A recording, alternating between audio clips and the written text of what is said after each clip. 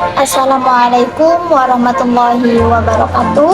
Perkenalkan, nama saya Farhatul Fitria dengan NIM 2481070063. Tujuan saya membuat video ini untuk memenuhi tugas UTS dari mata kuliah kajian IPA lanjut MI atau SD.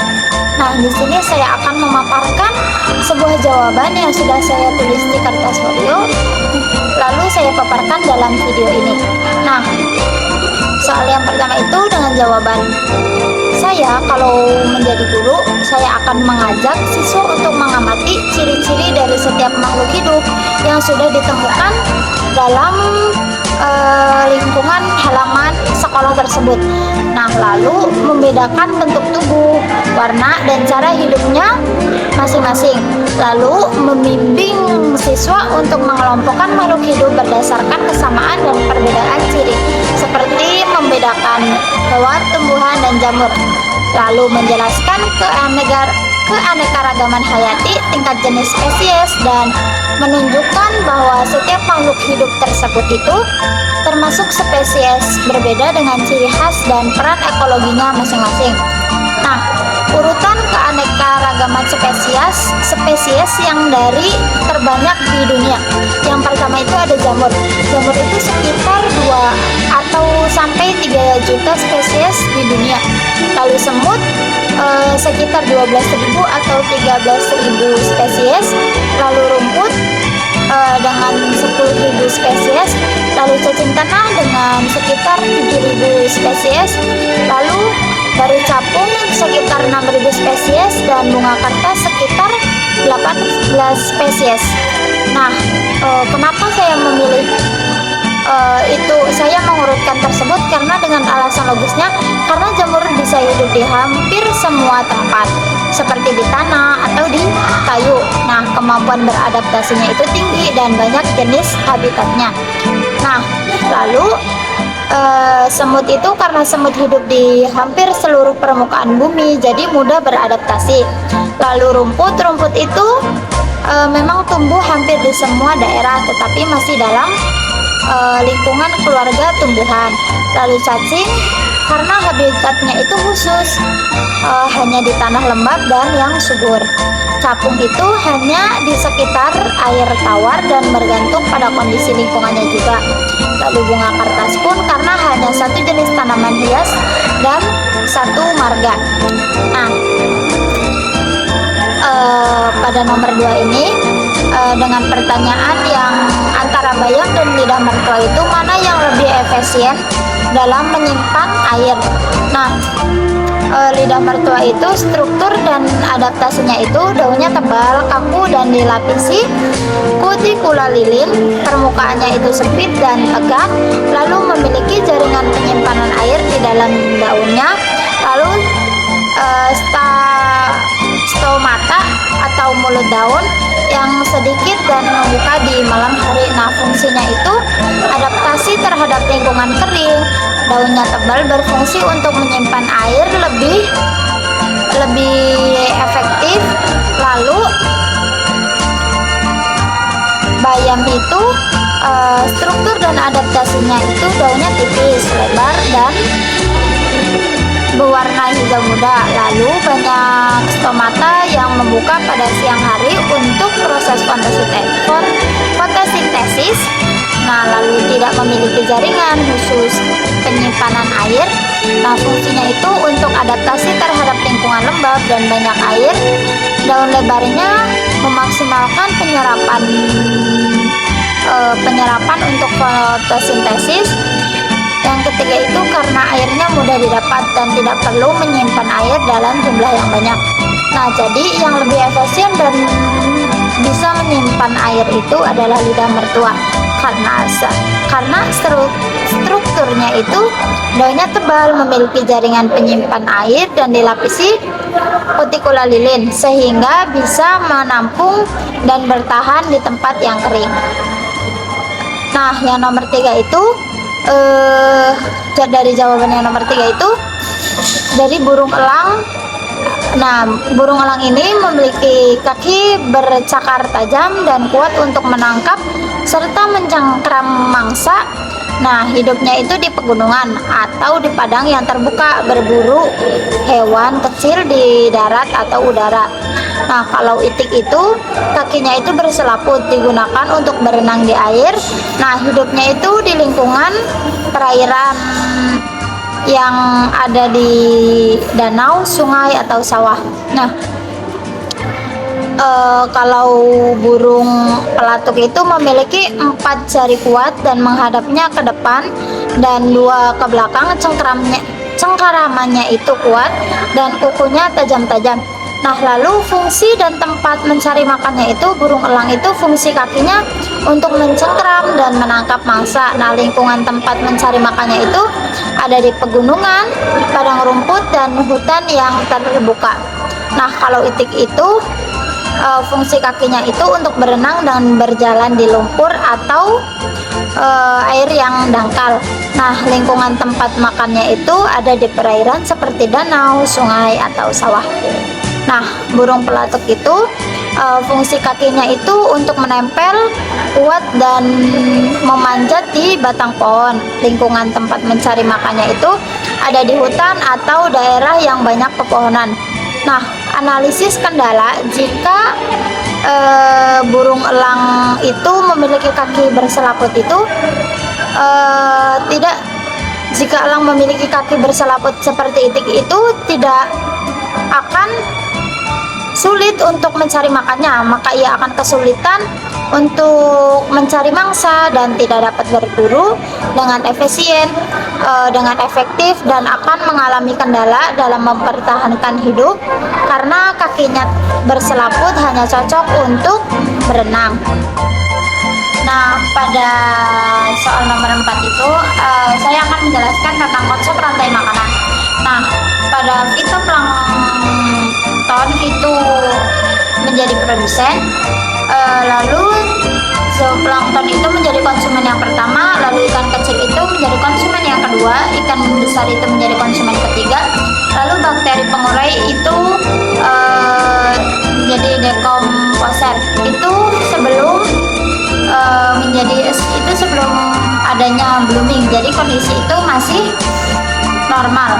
Nah, konsep rantai makanan yang kondisinya terganggu itu saat blooming itu zat hara, lalu alga yang berlebih, nah lalu alga mati, lalu bakteri pengurai aktif, lalu oksigennya habis dan ikan pun mati. Nah, pada konsep daur materi, nah sebelum blooming itu unsur N dan P itu yang bersiklus normal antara air, tanah, tumbuhan, air, dan organisme yang lain. Bahan organik mati diurai dengan bakteri, lalu unsur hara kembali ke lingkungan dalam jumlah yang seimbang. Nah, pada saat blooming terjadi kelebihan unsur hara dari luar sistem atau pupuk dan limbah. Nah, unsur hara itu memicu pertumbuhan dan pertumbuhan yang berlebih. Nah, lalu ketika alga mati, bakteri itu menguraikannya dan menghasilkan CO2 serta menghabiskan O2. Akibatnya oksigen pun menipis dan organisme mati dan zat organik pun menumpuk, lalu memperburuk kondisi air. Nah, faktor penyebab blooming alga itu masuknya unsur hara berlebih atau nitrogen dan fosfor dan pupuk limbah rumah tangga. Nah, atau kotoran hewan yang menyebabkan pertumbuhan alga itu tidak tertata gitu. Nah, lalu yang keempat itu proses kematian ikan secara berantai itu dari nutrien yang meningkat lalu alga tumbuh berlebih. Nah, yang kedua itu alga mati lalu diuraikan oleh bakteri. Yang ketiga itu bakteri menyerap banyak oksigen lalu oksigen air menurun. Nah, jadi ikan pun kekurangan oksigen lalu mati massal. Nah, dalam nomor 5 ini ada keuntungan ekonomi dan kerugian ekologisnya. Nah, keuntungan ekonominya dalam jangka pendek itu meningkatkan pendapatan dari tambak ikan atau tambak udang. Nah, lalu membuka lapangan kerja juga. Nah, kerugiannya ini dalam jangka panjangnya ini nanti erosi pantai itu akan meningkat. Nah, habitat biota laut itu hilang. Nah, penyerapan karbon itu berkurang, terus air laut ke daratan. Nah, solusi berkelanjutannya itu adalah mengembangkan ekowisata mangrove atau silvofishery, nah atau tambang berpadu hutan mangrove. Jadi tetap dapat menghasilkan pendapatan sekaligus menjaga fungsi dari ekologis. Lalu usulan strategi kompromi itu, solusi alternatifnya bagi saya itu penerapan sistem silvofishery itu yaitu menggabungkan tambak ikan atau udang dengan penanaman dan pelestarian hutan mangrove sekitarnya. Jadi antara tambak dan penanaman hutan mangrove itu dibagi dua, atau tidak hutan mangrove itu akan mengelilingi tambak tersebut. Nah, mengapa alasan strategi ini lebih berkelanjutan? Karena ya menjaga keseimbangan ekosistem juga, mendukung ekonomi masyarakat juga, mencegah kerusakan lingkungan jangka panjangnya, dan memberi manfaatnya yang ganda. Nah, yang nomor 6 itu ada tentang usus buntu. Nah, fungsi dari usus buntu itu menurut Dr. Landis William Parker dan Charles Darwin. Nah, dulu usus buntu itu dianggap sebagai organ tesigal atau sisa evolusi tanpa fungsi. Namun, appendix memiliki beberapa peran penting, terutama dalam sistem imun dan keseimbangan mikroba di usus. Nah, peran dan sistem dalam imunnya ini, yang pertama itu dinding usus buntu kaya akan jaringan imploid atau mirip kelenjar getah yang bening. Nah, jaringan ini membantu mendidik sel-sel imun agar mampu membedakan antara mikroba baik dan jahat. Nah, yang kedua itu appendix ikut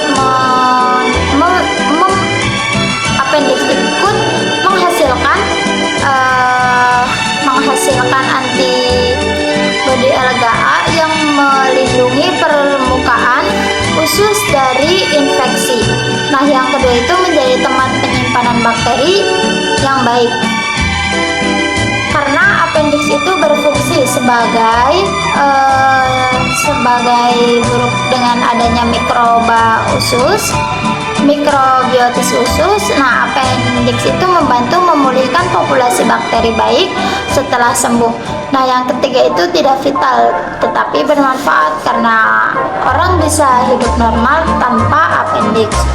Nah, analoginya itu kita akan menjelaskan sebagai guru kepada siswanya itu dengan menjelaskan tentang rumah cadangan, tempat baik yang ada di perut. Bayangkan di dalam perut kita itu ada kotak kecil tempat tinggal teman-teman baik kita. Nah, itu bakteri yang baik. Nah, lalu membantu mencerna makanan dan menjaga kita itu agar tetap sehat. Nah, pada suatu hari ada badai besar. Nah, misalnya saat kita diare atau sakit perut yang itu banyak teman-teman baiknya pun akhirnya itu pergi. Jadi usus buntu itu seperti rumah kecil tempat teman-teman baik bersembunyi. Nah, kalau kita sakit perut dan banyak teman baik pergi, teman yang di rumah kecil ini keluar lagi untuk menolong perut kita supaya cepat sehat. Nah, usus buntu itu bukan bagian kecil yang berguna, tapi penolong kecil yang bekerja diam-diam. Nah, pada nomor 7 ini tentang keyakinan menurut saya kemungkinan besar Andi itu kan yang lebih pendek. Nah, akan lebih sulit dalam mematikan lilin dibandingkan dengan Budi. Dengan penjelasan konsep kapasitas vital dan faktor yang mempengaruhinya itu, kapasitas vital paru-paru berhubungan dengan tinggi badan. Nah, secara umum orang yang lebih tinggi punya rongga dada lebih besar. Nah, paru-paru lebih besar, kapasitas vital pun cenderung lebih besar. Nah, dengan konsep kapasitas vital yang lebih besar, orang yang lebih tinggi mampu menyimpan dan mengeluarkan volume udara lebih banyak dengan satu hembusan. Nah, faktornya itu tinggi badan juga. Orang yang lebih tinggi itu memiliki volume paru-paru yang besar sehingga bisa menampung dan mengeluarkan lebih banyak udara dalam satu hembusan. Nah, lalu dengan kebugaran fisik dan kekuatan otot pernafasan menentukan seberapa kuat udara bisa dikeluarkan.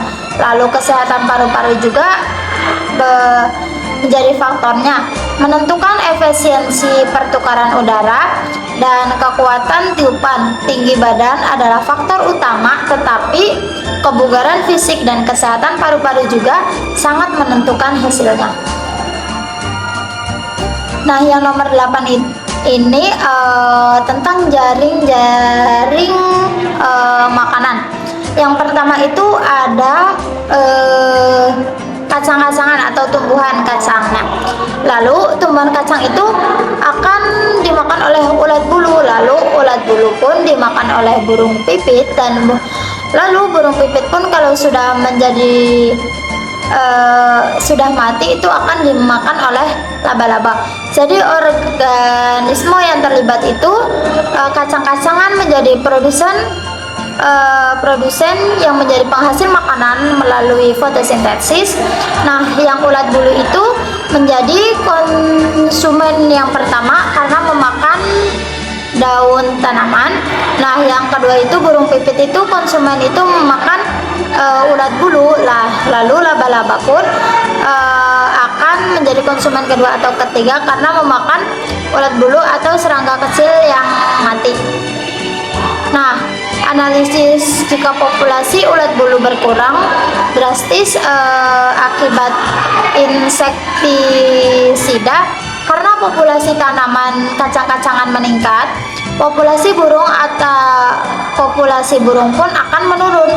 Nah, jika ulat berkurang drastis, maka burung pipit pun kekurangan makanan. Nah, populasi laba-laba pun akan menurun. Perubahannya, satu populasi mempengaruhi populasi lain karena mereka juga terhubung dalam jaring-jaring kehidupan yang saling bergantungan. Gangguan pada satu bagian ekosistem itu dapat menimbulkan perubahan berantai yang mengganggu keseimbangan ekosistem secara keseluruhan.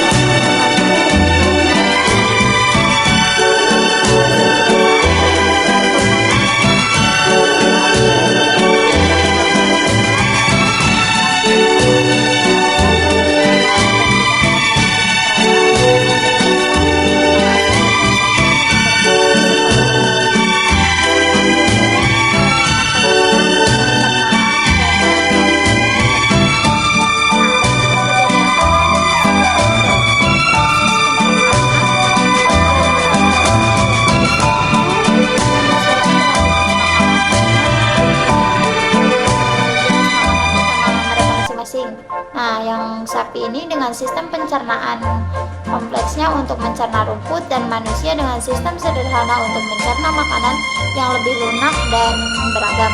Nah, yang ke-10 itu ada rancangan kegiatan pembelajaran konservasi air. Nah, menurut saya kalau saya itu menjadi guru, saya akan mengajak siswanya itu untuk turun langsung ke lapangan. Jadi kita langsung turun ke lapangan untuk observasi. Nah, kita menentukan dulu judul kegiatan itu adalah observasi dan praktik konservasi air di sekolah. Lalu bertujuan untuk menumbuhkan kesadaran siswa tentang pentingnya konservasi air, lalu mengajarkan cara sederhana menghemat air dan manfaatnya. Nah, tahap kegiatannya ini ada yang pertama itu ada diskusi, diskusi awal di kelas. Yang kedua itu observasi lingkungan di sekolah, jadi langsung turun ke lapangan. Yang ketiga itu ada praktek konservasinya, itu kayak penampungan air bekas. Nah, yang keempat itu ada penyuluhan dan poster hemat air. Nah, yang kelima itu ada refleksi dan diskusi nilai. Nah, yang cara menanamkan kesadaran pentingnya konservasi air itu bisa dengan observasi pemakaian air di sekolah, terus lalu dengan praktek hemat air, lalu pembuatan lubang biopori dan pemanfaatan air bekas, lalu dengan diskusi dan penugasan.